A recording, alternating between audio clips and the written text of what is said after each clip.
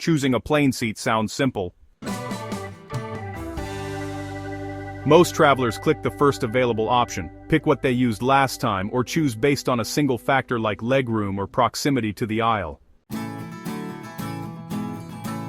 In 2026, that approach causes more discomfort, delays, and frustration than people expect.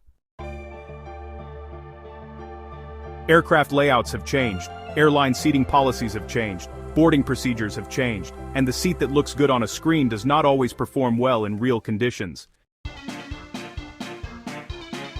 Mistake 2 is sitting too close to the front without understanding traffic flow. You know, a lot of travelers just assume the front of the plane is always the best choice. While it's true that front seats allow a faster exit, they often come with some drawbacks, like heavy boarding traffic, frequent overhead bin access by other passengers, noise from crew preparation, and, of course, galley activity. On short flights, maybe these things don't matter as much. But on longer flights, all that constant movement can really reduce your comfort. Honestly, the best front area seats are usually those just a bit behind the first few rows, not directly at the very front. Mistake 3 is ignoring seat proximity to galleys and restrooms. Seats near galleys and restrooms might look totally normal on seat maps, but in reality they experience constant foot traffic, frequent light changes, door sounds, and conversations. And, yeah, all of this affects your sleep, your focus, and your overall comfort. So, if rest really matters to you, it's best to avoid seats directly adjacent to these areas, even if the seat map labels them as standard. Mistake 4 is choosing exit row seats without understanding the restrictions. Exit row seats are definitely appealing for the extra space. However, they come with conditions like fixed armrests, immovable tray tables, limited personal item storage, and certain responsibility expectations. Some travelers actually find exit row seats less comfortable because of the rigidity and lack of storage. These seats are really best for travelers who value space over convenience. Mistake 5 is all about window seats without considering wing placement. You know, window seats can vary a lot depending on where the wing is located. Seats over the wing, well, they have a pretty limited view. You'll notice more engine noise, and honestly, you might feel turbulence more directly. Seats behind the wing are often quieter and more stable. So, if having a good view matters to you, try to pick seats that are slightly forward or behind the wing, rather than sitting directly over it. Mistake 6 is choosing aisle seats near service areas. Sure, aisle seats offer freedom of movement, but, placement really does matter. Aisle seats near galleys, crew jump seats, or restroom queues tend to experience frequent bumps, carts rolling by, and standing passengers. If you're set on an aisle seat, it's a good idea to look for rows that are away from those service zones.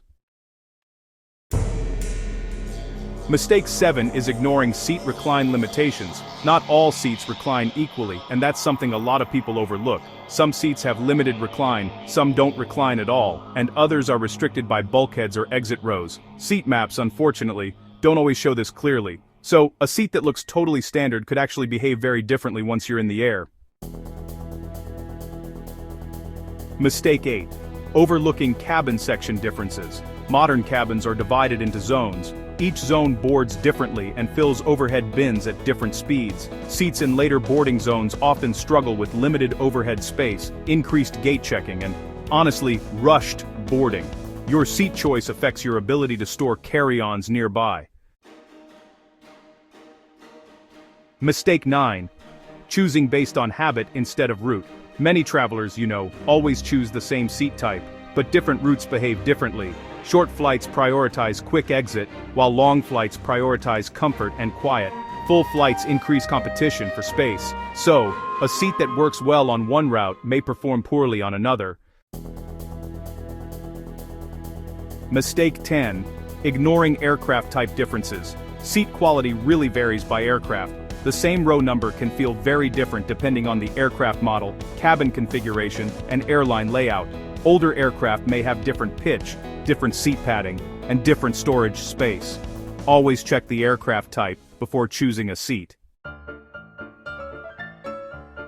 So, let's talk about how boarding order affects your seat experience. The seat you choose actually interacts with when you get to board. If you board later, you might lose nearby bin space, have to store your bags farther away, or end up disrupting passengers who are already seated. Choosing a seat that boards earlier, honestly, can really reduce your stress and minimize movement during boarding.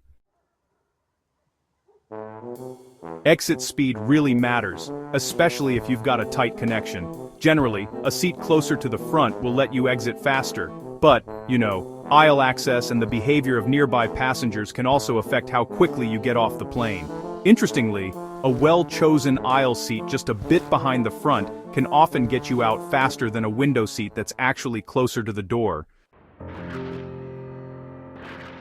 There are definitely some special considerations for seniors. Senior travelers often benefit from aisle seats for easier movement, seats near the front, but not right at the very front, and rows that have fewer disruptions. It's a good idea to avoid seats close to high traffic zones, even if the legroom seems tempting. For seniors, comfort and predictability usually matter more than just having extra space.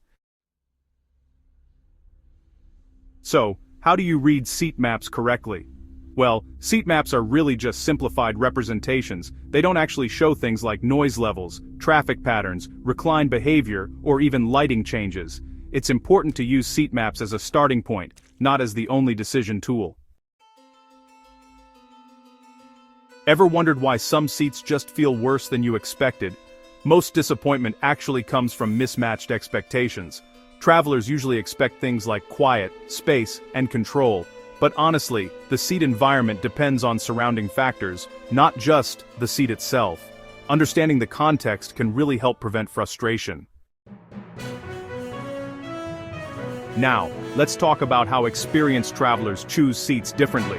Experienced travelers tend to choose seats based on the route, avoid the extreme front and rear, steer clear of service areas, prioritize calm zones, and adapt their seat choice for each flight. They definitely don't just rely on habit. Sometimes options are, limited. When that happens, prioritize aisle access, avoid last rows, and try to steer clear of service areas. Even small choices can improve your comfort. So, why does seat selection matter even more in 2026? Well, planes are fuller, schedules are tighter, and honestly, tolerance for disruption is lower than ever. Seat choice now affects your comfort, your timing, and your stress. Making a thoughtful choice really does improve the entire travel experience. Here's a final reminder. There is no universally perfect seat. The best seat is the one that fits your route, your needs, and your priorities. Avoiding common seat mistakes is actually more effective than chasing the so-called best seat. In future videos, we'll continue breaking down everyday travel decisions that quietly shape your experience.